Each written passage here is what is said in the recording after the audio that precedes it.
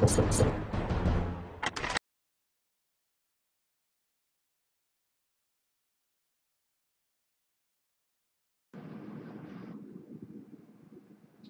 this is just a little screenshot.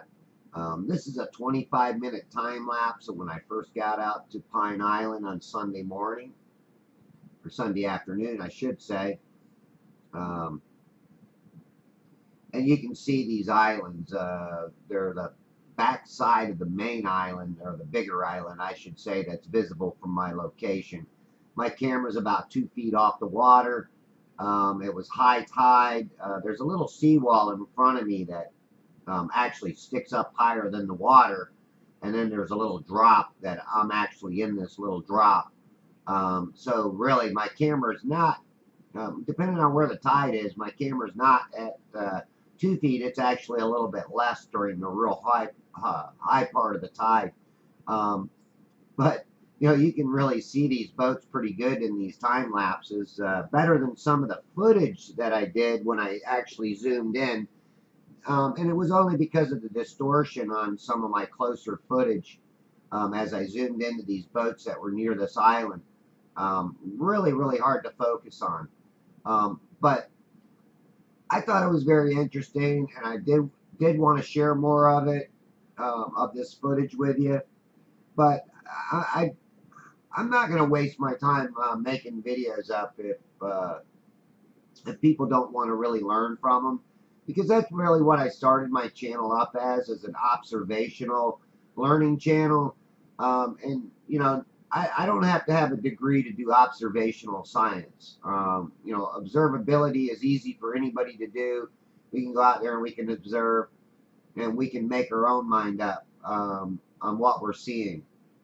Now, there's times where I see boats literally in the water that go behind this island. You can see them plain as day. And you know, other days, everything seems to be cut off by the mirage, the mirroring effect. And I do see it as a magnification effect, where things are just being magnified because of all the humidity in the air, especially for Florida. We have a lot of high humidity on a lot of days. And you know, I've had people say, wow, it feels like, you know, you're drinking or you're breathing air out of a hair dryer.